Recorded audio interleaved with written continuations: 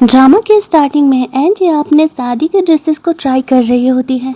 उसे लगता है कि उसका फियांसे हुओ उसे मिलने के लिए आया होगा, लेकिन हुओ तो नहीं आता है। उसका बेस्ट बडी रुआन ज़रूर आता है, जो कि पिछले कुछ सालों से हुओ का बेस्ट ही बना था। वो दोनों हर जगह साथ में ही देखे जाते थे। अब यहाँ पर रुआन हुओ का तरफदारी करते हुए कहता है एक्चुअल में वो बिज़ी है, दैट्स वाई वो आया नहीं। लेकिन एंजिया को पता था कि वो किस काम में बिज़ी है, दैट्स वाई वो उसे कॉल करती है, क्योंकि अभी रिसेंटली उससे यहाँ पर उसे फ़ोटोज़ मिले थे जो कि क्लब में वो किसी लड़की के साथ कुछ ज़्यादा ही क्लोज था। फ़ोन करने पर एंजिया उसे कहती है आज मैं शादी के ड्रेसेस ट्राई कर रही हूँ, तुम आ रहे हो या नहीं। इस बात पर उसे कहता है कि वो नाइट क्लब में बिज़ी है, वो फ़िलहाल नहीं आ सकता है। एंजिया उसे कहती है कि अगर वो नहीं आया तो वो शादी तोड़ देगी। वो उठ के जाने लगता है, लेकिन फ़िलहाल वो जिस लड़की के साथ था वो फ़ोन उसे साइड करते हुए उसे किस करने लगती है। हालांकि वो आज तक जितने लड़कों के साथ भी मज़े करता था उनके साथ वो कभी इंटीमेट नहीं होता था, लेकिन ये लड़की पहली थी जिसके साथ कि वो इंटीमेट होता है। एंजिया का दिल ये देख करके पूरी तरीके से टूट जाता है। वो समझ गई थी कि साथ अब इस रिश्ते को खींचने का कोई मतलब नहीं है। पिछले 9 साल से वो और एंजिया दोनों फैमिली के कहने की वजह से इंगेज थे, बट अब वक्त आ गया था इस अरेंज मैरिज को तोड़ने का। लेकिन रुआन के फेस पर ये डेमन वाली स्माइल कुछ और ही बता रही थी। उसकी शैतानी स्माइल बता रही थी कि ये सब कुछ होने में कहीं ना कहीं उसका हाथ ज़रूर है। कहानी कुछ इस तरीके से टर्न आउट होगी ये तो मैंने भी नहीं सोचा था। काफ़ी मज़ा आने वाला है स्टोरी देखने में। आगे यहाँ पर वो एंजिया को सिंपैथी देते हुए कहता है शायद वो से गलती हो गई, बट वो बुरा इंसान नहीं है, वो तुमसे बहुत ही प्यार करता है। लेकिन एंजिया से कहती है कि तुम उसके बेस्ट फ्रेंड हो, दैट्स वे तुम उसको सपोर्ट तो करोगे ही, चले जाओ यहाँ से, मैं तुम्हारा भी शक्ल नहीं देखना चाहती हूँ। रुआन से कहता है मैं तुम्हारा इंतज़ार कर रही हूँ, करूँगा, नीचे आ जाना चेंज करके। यहाँ पर एंजिया ड्रेस चेंज करने के लिए जाने लगती है और दूसरी तरफ जो लड़की हुओ के साथ थी वो कॉल करती है रुआन को और बोलती है कि मुझे वो वीडियो मिल गया है हुओ के साथ इंटीमेट होने वाला। रुआन ने ही उस लड़की को हायर किया था हुओ के साथ इंटीमेट होने के लिए। वो उसे वो वीडियो फ़ोटो का इस्तेमाल करने के लिए बोलता है और कहता है इसके बाद तुम ये शहर छोड़ करके कुछ महीने के लिए चले जाओ। तभी वहाँ पर एंजिया चेंज करके आती है। उसे पता नहीं था कि हुओ को इस तरीके से रुआन ने फ्रेम किया है, और रुआन ने एंजिया के लिए सब कुछ इसलिए किया था क्योंकि वो एंजिया से प्यार करता था। लेकिन उसे पता चला था कि एक्चुअल में हुओ एक प्ले बॉय है, तो भला वो अपनी पसंदीदा औरत को किसी एक प्ले बॉय के साथ कैसे ही जाने दे सकता है। वो उसे अपनी कार में छोड़ने के लिए जाता है। वैसे तो वो एंजिया के सामने हुओ का बेस्ट फ्रेंड बनता है, लेकिन एक्चुअल में वो उन दोनों को तोड़ने का कोशिश कर रहा होता है। एंजिया इसी वजह से रुआन से चिढ़ी रहती थी, क्योंकि उसे ऐसा लगता था कि वो हुओ का बेस्ट फ्रेंड है। अब वो यहाँ पर उसे घर लेकर के जा रहा होता है। ऐसे तो एंजिया को भूख लगी थी। रुआन उसे साथ में डिनर करने के लिए ऑफ़र करता है, लेकिन वो मना कर देती है। घर जाने पर एंजिया की सिस्टर उसे कहती है कि आखिरकार वो अकेले डिनर क्यों करी है वापस से। हुआ से उसकी लड़ाई हुई। एंजिया कहती है बहन इस बार लड़ाई नहीं हुई, इस बार फाइनल ब्रेकअप हुआ, वो किसी और लड़की के साथ इंटीमेट हुआ और मैं इस गलती को उसकी माफ़ नहीं करने वाली हूँ। उसकी बड़ी बहन एंजिया को पूरी तरीके से सपोर्ट करती है और कहती है तुम्हें जो करना है करो, हमारी फैमिली पूरी तरीके से तुम्हारे सपोर्ट में है। अगले दिन हो एंजिया से जब मिलने के लिए आता है तो वो उसके लिए सोच रहा था कि हैंगओवर सूप बना रही है, जो कि वो हमेशा किया करती थी। उसे तो नहीं पता था कि एंजिया को पता है कि वो कल किसी और के साथ मुंह काला करके आया है। तभी एंजिया उसे वो वीडियो दिखाती है जिसमें कि वो लड़की के साथ इंटीमेट हो रहा है, और साथ ही में जब उसे पूछती है एंजिया के बारे में तो वो ये भी कहता है कि मैं उसे पसंद नहीं करता हूँ, हमारा तो सिर्फ अरेंज मैरिज है और कुछ भी नहीं। वो उससे कहता है कि मुझसे गलती हो गई, कल रात में बहुत ज़्यादा ही ड्रंक था। एंजिया से कहती है ये बहाने यहाँ नहीं चलने वाले हैं। वो उसका रिंग उसे लौटाते हुए कहती है कि मैं तुमसे इंगेजमेंट तोड़ रही हूँ। वो उसे इमोशनल ब्लैकमेल करते हुए एंजिया का बनाया हुआ उसे ब्रोच दिखाते हुए कहता है कि तुमने मुझे मेरे बर्थडे पर गिफ्ट किया था। एंजिया उस ब्रोच को निकाल करके फेंक देती है और कह रही है अब इन बातों का कोई मतलब नहीं है, मैं तुमसे ब्रेकअप कर रही हूँ और तुम चले जाओ यहाँ से, और ये कभी सोचना भी मत कि मैं तुम्हें इस जन्म में तुम्हारी इस गलती के लिए माफ़ी देने वाली हूँ। इस बात पर हुओ को लगने लगता है कि शायद वो सच में कुछ ज़्यादा ही गुस्सा हो गई है। इस ढक्कन को अपनी गलती का एहसास नहीं है कि वह एनजियो को धोखा दे करके किसी और लड़की के साथ इंटीमेट हो करके आया है। उसे तो बस ये लग रहा है कि मैं लड़का हूँ, मैं तो चाहे कितनी लड़कियों को डेट कर सकता हूँ, लेकिन मेरी बंदी किसी और के साथ बात भी नहीं कर सकती। यहाँ पर वो अपने गार्ड्स को एंजिया का दिया हुआ वो ब्रोच ढूंढने के लिए कहता है। दूसरी तरफ हम लोग देखते हैं कि रुआन को कल रात का ये कांड के बारे में पता चलता है। कहीं ना कहीं वो खुशी हो रहा होता है और यहाँ पर एंजिया का हुआ से तोड़ने वाले ब्रेकअप के बाद को टॉप 3 हॉट सर्चेज वेबसाइट पे डलवा देता है, ये सोचते हुए कि सबको शहर में पता चलना चाहिए कि एक्चुअल में एंजिया और हुओ का एंगेजमेंट टूट गया है। तभी तो वो एंजिया पे फुल ऑन डोरे डाल सकते हैं। एंजिया को ये बात पता चलता है कि किसी ने उसके सीक्रेट को लीक कर दिया है, तो वो काफ़ी परेशान हो जाती है। बाहर निकलती है तो बहुत सारे रिपोर्टर्स आए हुए थे जो कि एंजिया से यही सवाल कर रहे थे कि क्या उसने यहाँ पर हुओ से एंगेजमेंट तोड़ लिया, क्या उसने उसे धोखा दिया है। लेकिन वो उसे बिना कुछ बोले वहाँ से निकल रही थी। तभी हम लोग देखते हैं कि रुआन अपना कार लेकर के आ जाता है और वो इस तरीके से एंजिया को अपने साथ लेकर के जाता है, क्योंकि वो उसे वहाँ पर वैसे सिचुएशन में छोड़ नहीं सकता है।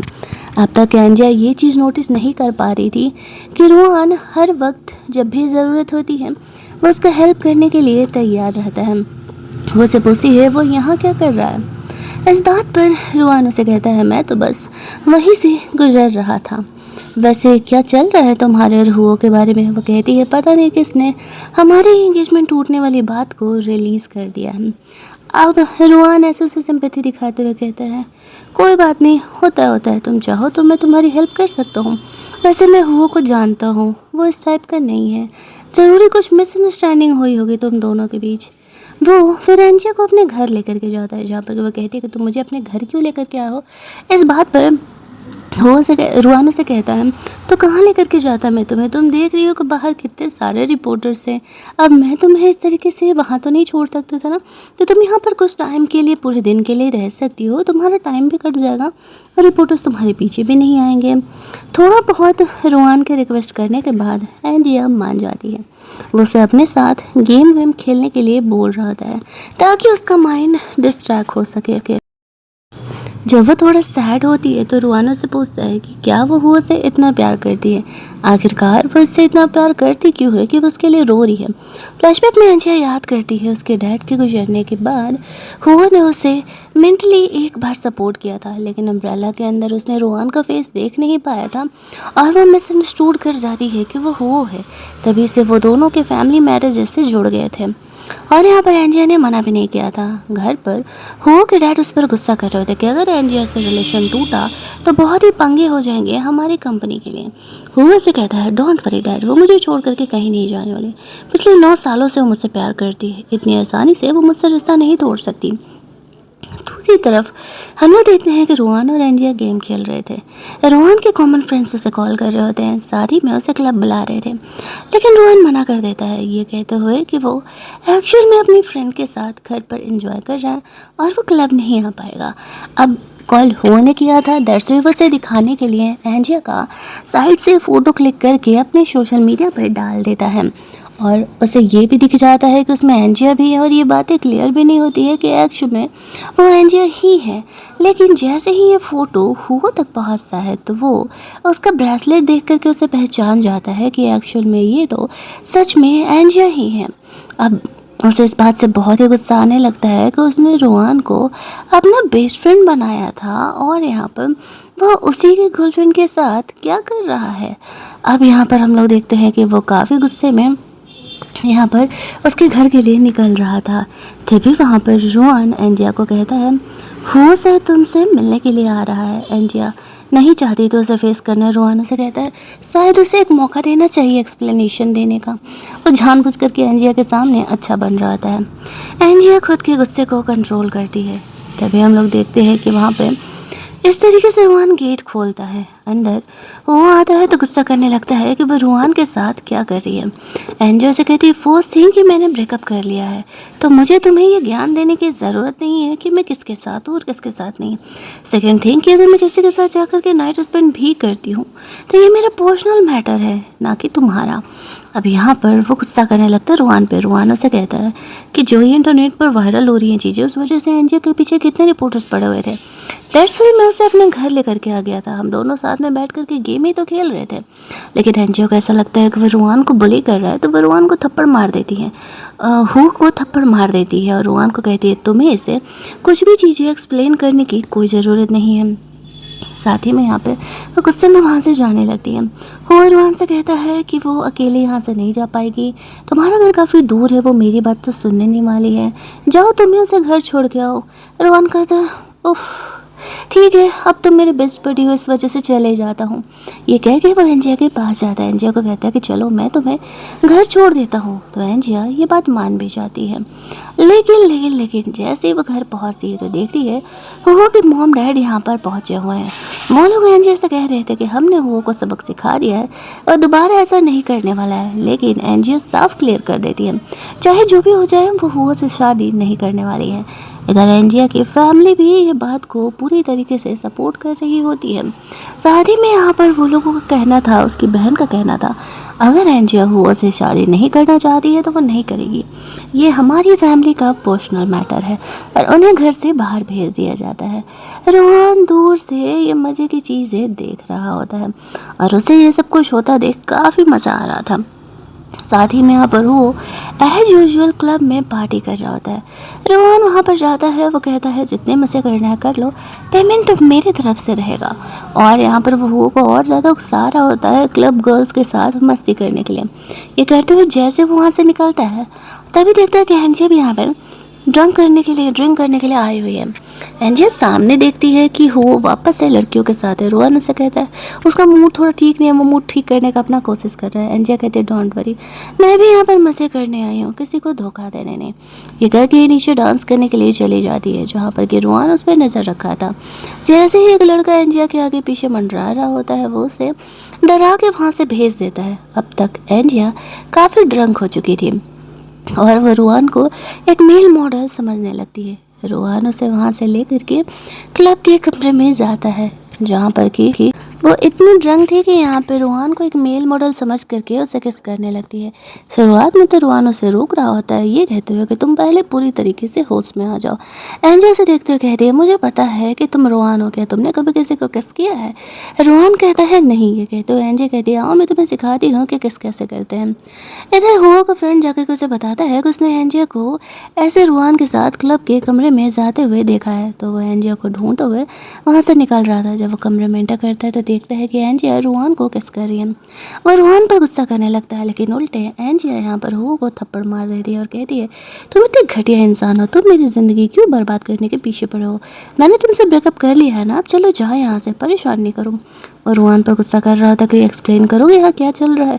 रोहन उसे कहता है इसमें एक्सप्लेन करने लायक है क्या? तुम्हें दिख रहा है एंजिया कितनी ड्रंक है। अब इससे बात है कि शुक्र है कि ये मेरे साथ है, वरना ना जाने किसके साथ होती तो कितना पंगा बढ़ जाता। अब ये सुनते ही एक्शन में हो को भी लगने लगते कि बात तो सही कह रहा है, अगर वो किसी और के साथ होती तो ना जाने कितने पंगे बढ़ जाता।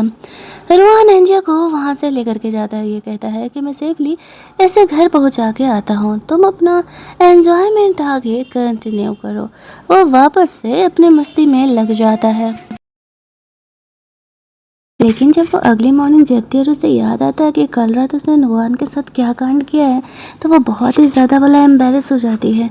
रोहन के आने के पहले वो जल्दी जल्दी यहाँ से निकलना चाह रही थी, लेकिन तभी वहाँ पे रोहन आ जाता है। कहता है कि कल तुमने मेरा फर्स्ट किस ले लिया और तुम इतनी आसानी से यहाँ से कैसे निकलना चाहती हो? इस बात पर एंजिया से कह रही है कि पहली बात कि हम दोनों एडल्ट हैं और दूसरी बात कि आई कैन कंपनसेट यू। इस बात पर रोहन से कहता है मुझे पैसे नहीं चाहिए, मुझे एक प्रॉमिस चाहिए कि तुम एक बात मेरी मानोगी, लेकिन वो अभी मैं नहीं बताऊंगा, मैं तुम्हें बाद में जब मेरी मर्जी होगी तो मैं सोच के बताऊंगा। एंजिया इस बात को मान जाती है, लेकिन रोहन उस बात को रिकॉर्ड करने के लिए कहता है।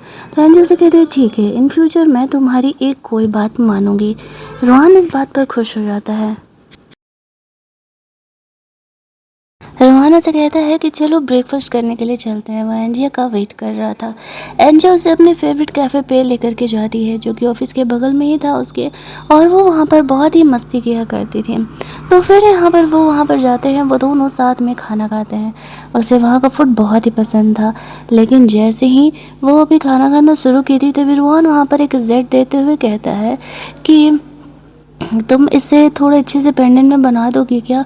एंजे कहती है हाँ, थोड़ा मुश्किल तो है क्योंकि ये सेट बहुत ही महंगा है और इसे पता करना थोड़ा मुश्किल होता है कि कौन से मटेरियल में ज़्यादा अच्छा लगेगा, लेकिन मैं तुम्हारा हेल्प करने के लिए तैयार हूँ।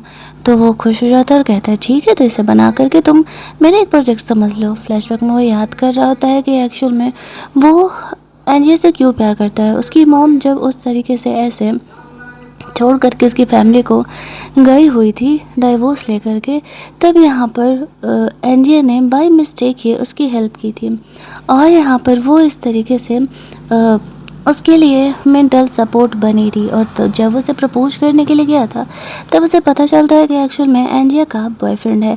दैट्स वाई वो इतने सालों से ऐसे बस उसका फ्रेंड बन करके उसके साथ रह रहा था। जानबूझ करके उसने वो से दोस्ती किया था सिर्फ और सिर्फ एंजिया के करीब रहने के लिए। वो एंजिया को ये बात कभी कन्फेस नहीं कर पाया। जब उसे पता चलता है कि वो एंजिया को धोखा दे रहा है तब उसे एक होप दिखा था और वो उनके लाइफ में इंटरफेयर किया था। तो एंजिया यहाँ पर जैसे ही टी पीती है ना, उसका मुंह थोड़ा सा जल जाता है क्योंकि वो बहुत ज़्यादा ही गर्म था। रोहान उसे फूंक मारने के लिए आगे बढ़ता है, दोनों काफ़ी करीब हो जाते हैं। तो यहाँ पर एंजिया काफ़ी ऑकवर्ड हो जाती है कल रात के किस के बारे में याद करके, और वो जल्दी जल्दी वहाँ से निकल जाती है। उसके जाते ही हमें रोहान के सेक्रेटरी के थ्रू पता चलता है कि एक्चुअल में क्या फिर रोहान ने स्पेशली बाय करके उसके फेवरेट शेफ़ को यहाँ अरेंज करवाया था, क्योंकि एंजिया को इस शेफ़ का फूड बहुत ही पसंद आया था। जब वो घर जाता है तो ग्रैंडफादर उसे कहते हैं भाई अब तो 30 का होने वाला है, शादी वादी कर ले। एंजिया के बारे में उसके ग्रैंडफादर को पता था और उसकी फैमिली वालों को भी। तो यहाँ पर इस तरीके से जो रोहान है वो अपने फैमिली वालों को बताता है कि फाइनली यहाँ पर मुझे एंजिया को अपने बनाने का मौका मिल रहा है और मैं उसे जल्दी ही पटा करके घर लेकर के आने वाला हूँ। यह बात सुनते ही उसकी फैमिली भी खुश हो जाती है। एंजिया जब घर जाती है तो वो उससे माफ़ी मांगने के लिए आता है। एंजिया उसे कहती है कि जब तुम मुझे चीट करके दूसरी लड़की के साथ मज़े कर रहे थे तब तुमने नहीं सोचा था कि मैं तुम्हें छोड़ दूँगी। कोई लड़की दुनिया की तुम्हें माफ़ नहीं करेगी। मुझे नहीं पता तुम इतने जेंटल हुआ करते थे, ना जाने तुम्हें ऐसा क्या हो गया कि तुम इतने बदल गए। उसे तो पता भी नहीं था एक्चुअल में। और यहाँ पर इस तरीके से वो उसे कहती है हम दोनों के लिए अलग हो जाना ही बेहतर है, मुझे अपने आप को नफरत करने पर और मजबूर मत करो। वो तो यहाँ पर रोहान को हुआ समझ रही होती है, और हुआ क्या था एक्चुअल में वो तो हुआ को पता ही नहीं था। अब वो यहाँ पर पता लगवा रहा होता उस लड़की के बारे में, आखिरकार वो लड़की कौन थी जो उसके साथ इंटीमेट हुई और उसके बाद वह शहर से फरार हो गई। इधर एंजिया अगले दिन अपने ऑफिस जाती है हो का जेट पेंडेंट बनने के लिए, वो दे रही होती है। लेकिन तभी हम लोग देखते हैं कि वहाँ पर रोहान आ जाता है और कल रात वाला एंजिया का ड्रेस वो उसे लौटाने के लिए आया हुआ था। एंजिया उसे कहती है कि तुम्हारा जेट पेंडेंट मैंने बनने के लिए दे दिया और वो जल्दी ही बन करके आ जाएगा। रोहान कहता है हाँ ठीक है। साथ ही में वो जानबूझ करके ही इस तरीके से बात बात पे हो की बढ़ाई करते रहता है ताकि एंजिया के सामने वो उसके नज़र में अच्छा भी बना रहे। नेक्स्ट डे एंजिया रोहान का पेंडेंट का वो जेड पेंडेंट बनवा करके जब लेकर के जाती है तो वो काफ़ी इम्प्रेस हो जाता है क्योंकि वो काफ़ी डिज़ाइनर लग रहा था। साथ ही में उसने यहाँ पे रोहान ने अब तक जो उसका हेल्प किया था उसके लिए गिफ्ट में एक कफलिंग लेकर के आई हुई थी, जो कि वो कफलिंग उसने खुद ही डिज़ाइन किए थे।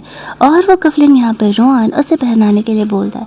एंजी सोचती है कि वो उसका वीआईपी कस्टमर है तो वो उसके लिए तो इतना कर ही सकती है।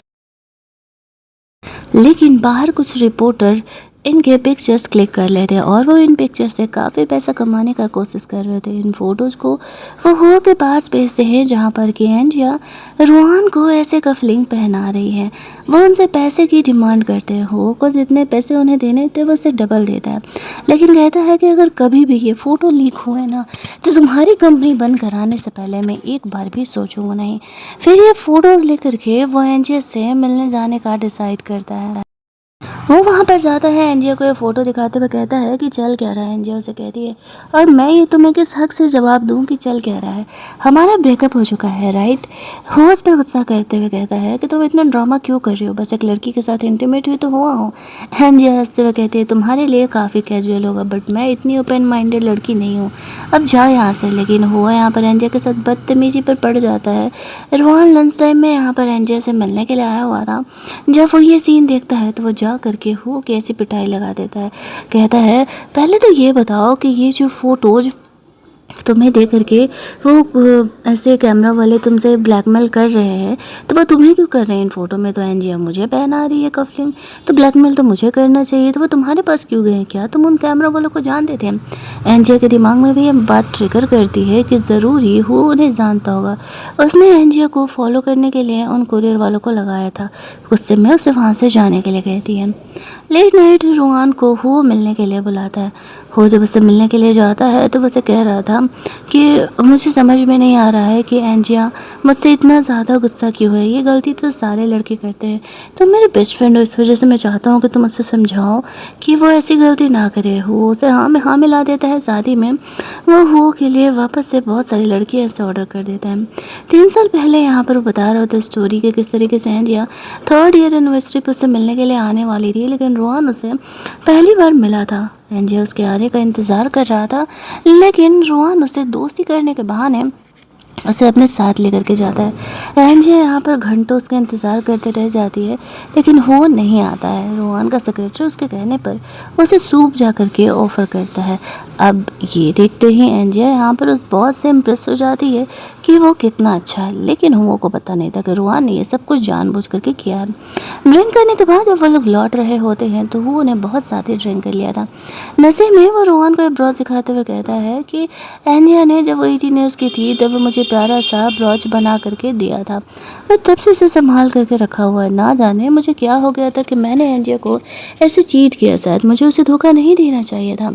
बहुत तेज़ फास्ट ड्राइव करने की वजह से वो वोमिटिंग होने लगती है और वो रोड साइड ही पड़ जाता है। रोहन उसे छोड़ करके एंजिया का दिया हुआ वो ब्रॉच छीन करके वहाँ से लेके चले जाता है, ये कहते हुए कि तुम एंजिया को डिज़र्व नहीं करते हो। अगली सुबह वो उस ब्रोच को हर जगह ढूंढ रहा था कि आखिरकार वो ब्रोच गया कहाँ।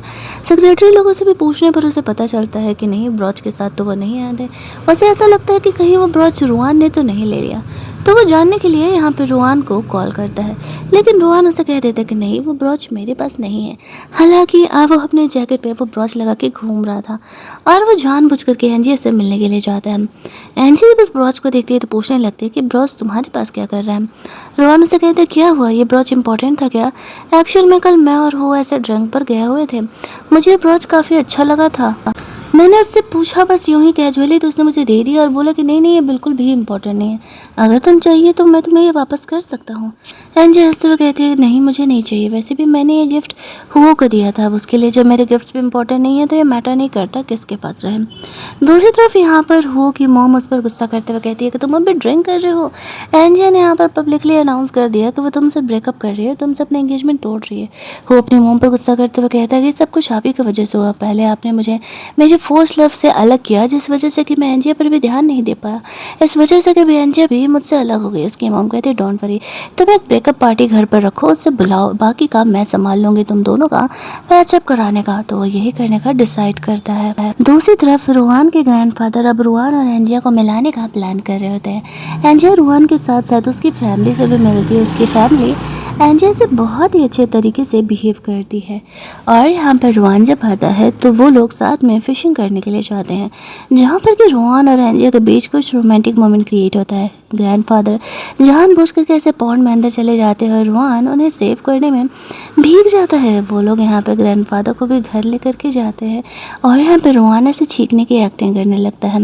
एंजिया उसे ड्रेस और ऐसे सूप ऑफर करने के लिए जाती है, वो तो मस्त उसे अपने एब्स और बॉडी दिखाने के लिए बेताब था। एंजिया उसे ऐसे देख करके कुछ ज़्यादा ही ताड़ते रह जाती है। रुआन यहाँ पर फेवरिश होने की एक्टिंग करने लगता है, ये दिखा रहा था कि घर पर एक्चुअल में उसका कोई केयर करने वाला नहीं है और वो घर पर अकेले रहा करता है। एंजल से कहती है ठीक है चलो मैं यहाँ पर तुम्हें घर छोड़ देती हूँ। साथ ही में वो रोहान को शर्ट पहनने में भी हेल्प कर रही थी। उसकी बॉडी का बढ़ाई कर रही होती है कि उसकी बॉडी तो कुछ ज़्यादा ही हॉट वाली है। रोहान यही तो चाह रहा था। वो दोनों घर पहुंचते हैं। वैसे तो एंजिया थोड़ी ऑकवर्ड तो थी, लेकिन यहाँ पर रोहान की ये हालत देख करके उसे सच में उस पर तरस आ रहा होता है, तो उसके साथ घर में अंदर जाने के लिए रेडी हो जाती है। लेकिन वो लोग जैसे ही घर में अंदर जाते हैं तो देखते हैं कि रोहान का पूरा ऑफिस उठ के यहाँ पर आ गया है। रोहान मोस्टली ऐसे ओवर टाइम किया करता था और उसके ऑफिस वाले भी यहाँ आए रहते थे। और यहाँ पर एंजिया कहते हैं आई थिंक कि तुम्हारा सपोर्ट करने के लिए, तुम्हारा हेल्प करने के लिए बहुत ही सारे लोग यहाँ पर है, मैं बाद में आती हूँ। एंजिया वहाँ से चली जाती है और आज से रोहान अनाउंस करता है कि वो कभी भी ओवर वर्क नहीं करने वाला है और घर पर तो किसी हालत में नहीं करने वाला है। उन सबको वहाँ से भेज देता है। एंजिया बाहर जाती है तो सुहो का कॉल आता है और वो कहता है कि अभी जो तुमने लास्ट लॉटमेंट उठाया है अपने कुछ इक्विपमेंट्स वगैरह का या कुछ ज्वेलरीज वगैरह का, वो सब कुछ फेक है। अगर सच्चाई जानना चाहती हो तो मुझसे मिलो। एंजिया सच जानने के लिए जाती है तो वो उससे बोलता है कि एक्चुअली में तो तुम्हें झूठ बोल रहा था, तुम्हें मिलने का मुझे कोई बहाना नहीं दिख रहा था। एंजिया भड़क जाती है और कहती है कंपनी के मामले में मुझे कोई मजाक नहीं चाहिए। तभी वहाँ पर वो कि मोमा जाती है और वो एंजिया से कहते हैं अरे चलो चलो बेटा, जब यहाँ पर आई गई हो तो अंदर चलो, सब पार्टी कर रहे हैं। एंजिया वहाँ पर जाती है तो हो कि मॉम उसे ड्रिंक ऑफ़र करती है। अब एंजिया ने कभी एक्सपेक्ट नहीं किया था कि एक्चुअल में उसकी मॉम ऐसे उसे ड्रिंक कर सकती है। तो जब एंजिया वहाँ पर वो ड्रिंक करती है तो उसे काफ़ी नशा होने लगता है।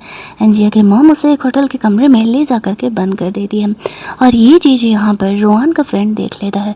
वह रोहान को जल्दी से इन्फॉर्म करता है कि ये लोग एंजिया के साथ क्या करने वाले हैं। तभी वहाँ पर हुआ तो उसकी मॉम कहती है कि एंजिया नशे में है, जाओ जाकर के उसके साथ इंटीमेट हो। अगर एक बार इंटीमेट हो गए तो एंजिया तुमसे शादी करने के लिए मजबूर हो जाएगी। हुआ कुछ सोचते हुए एंजिया के पास कमरे में जाता है। जैसे ही वो एंजिया के करीब जाने का कोशिश करता है तो एंजिया उस पर भड़क जाती है और उसे खुद से दूर रहने के लिए कहती है। तब तक यहाँ पर रोहान भी कमरे में आ जाता है और वो जल्दी जल्दी एंजिया को सेव करने के लिए अंदर जाता है। अंदर पहुंचता है तो एंजिया काफ़ी घबराई हुई थी और यहाँ पर रोहान वो की पिटाई लगाते हुए एंजिया को वहाँ से सेव करते हुए ले करके जा रहा था और यहाँ पर अपने फ्रेंड को बोलता है कि इन लोगों को सबक सिखाओ। अब बाकी यहाँ पर एंजिया के साथ हुआ क्या था मुझे सब कुछ सच जानना है। घर जाने के बाद वह एंजिया को काम डाउन करने के लिए उसे बाथटब में डाल देता है। डॉक्टर भी आकर उसे बताते हैं कि इसे बहुत ही हाई डोजेस दिया गया है। रोहान को एंजिया के साथ इंटीमेट ही होना पड़ेगा, तभी जा कर के उसकी बॉडी से वो टॉक्सिन बाहर निकलेगा, अदरवाइज उसे बहुत ज़्यादा ही हार्म हो सकता है। तो रोहान के पास फ़िलहाल कोई ऑप्शन नहीं था एंजिया के साथ इंटीमेट होने का। वो दोनों फाइनली यहाँ पर एक दूसरे के साथ इंटीमेट होते हैं। वैसे भी एंजिया खुद को कंट्रोल नहीं कर पा रही होती है उस दवा की वजह से, लेकिन रोहान को डर था कि अगर कल सुबह एंजिया को होश आएगा तो वह इस बात से रिग्रेट करेगी और कहीं वो उससे नफरत भी ना करने लगे।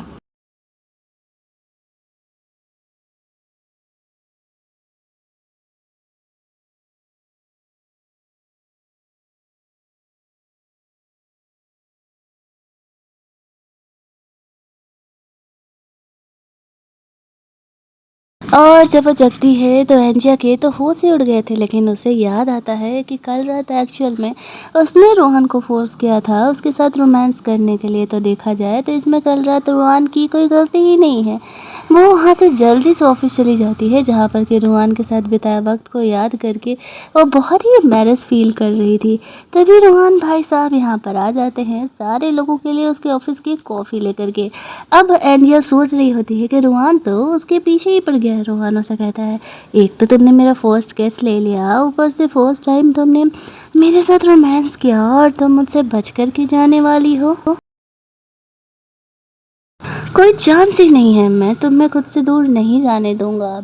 अब वो एंजिया को ऐसे रोमांटिक मूड में बोल रहा होता है तो एंजिया के ऑफिस के सारे लोग डाउट करने लगते हैं कि रोहन और एंजिया के बीच में क्या चल रहा है। एंजिया से कहती है ठीक है मैं रिस्पॉन्सिबिलिटी लेने के लिए तैयार हूँ, बताओ क्या करना होगा। रोहन से कहता है आई थिंक कि तुम्हें मुझसे शादी करनी होगी, क्योंकि यहाँ पर जो मेरी फैमिली है वो भी मुझसे शादी करने के लिए ज़िद पकड़ करके बैठी हुई है। मेरी आंटी लोग, मेरी स्टेप मदर लोग, और अगर मैंने शादी नहीं किया तो फिर वो लोग मेरे लिए पंगे क्रिएट करेंगे। ठीक है, तुम्हें ऐसा लगता है कि मैं तुम्हारे लायक नहीं हूँ, अगर तुम शादी नहीं करना चाहती हो तो फिर मैं अब क्या ही कर सकता हूँ। एंजिया कहती है ऐसा कुछ भी नहीं है, ठीक है, अब मैंने गलती की है तो रिस्पॉन्सिबिलिटी तो लेनी पड़ेगी। वो शादी करने के लिए हाँ कह देते हैं। घर पे रूहान की फैमिली रूहान की तरफ से आने वाले गुड न्यूज़ का इंतज़ार कर रही थी। रूहान घर आती है, उन दोनों को बताता है, यानी उसके डैड और अपने ग्रैंडफादर को, कि फाइनली एंजिया शादी करने के लिए मान गई है। इधर एंजिया भी अपने फैमिली वालों को बताती है कि वो रूहान से शादी करना चाहती है। रूहान यहाँ पर अपनी फैमिली को लेकर के आता है शादी वादी का बात करने के लिए, तो वो दोनों फैमिली आपस में मिल करके बहुत ही खुश होते हैं। हालांकि उसकी बहन एंजिया को कहती है कि अभी भी तुम्हारा ब्रेकअप हुआ है, तुम सोच लेना कि तुम सही डिसीजन तो ले रही हो ना। वह कहती है कि हाँ मैं सही डिसीजन ले रही हूँ, और रूहान हुआ से बहुत ही अलग है, तो फिर उसकी फैमिली मान जाती है और फिर दोनों शादी का सर्टिफिकेट जा करके ले लेते हैं। हालांकि एंजिया के मन में डाउट था कि वह रूहो का बेस्ट फ्रेंड है, कहीं उसी की तरह मत निकले, लेकिन रोहन उससे क्लियर कर देता है कि मैंने यहाँ पर अपनी सारी प्रॉपर्टी पहले ही एंजिया के नाम कर दी है, और अगर मैंने कभी भी एंजिया को दूसरी लड़की के मैटर में धोखा दिया तो ये यूजुअली मेरी सारी प्रॉपर्टी की ओनर बन जाएगी। ये सिंचेटी यहाँ पर एंजिया को रोहन के थोड़े और करीब कर देती है। शादी का सर्टिफिकेट लेने के बाद रोहन यहाँ पर एंजिया को वो जो जेट पेंडेंट एंजिया से ही बनवाया हुआ था वो उससे कहता है कि ये मेरी वाइफ के लिए था, और फाइनली अब जब तुम मेरी वाइफ हो तो ये गिफ्ट तुम्हारे लिए। इसके बाद वो अपने दोस्तों के साथ शाम में पार्टी करने के लिए जाता है, जहाँ पर कि वो अपने दोस्तों को दिखा रहा होता है कि उसने ऐसे शादी का सर्टिफिकेट ले लिया है। वो लोग उसके लिए बहुत ही ज़्यादा खुश थे। रात में जब रोहन सोने जाता है तो वो बहाना कर देते कि उसे इंसोम्निया की प्रॉब्लम है, उसे जल्दी नींद नहीं आती है। एंजी अगर उसके करीब रहेगी तो उसे अच्छा लगेगा।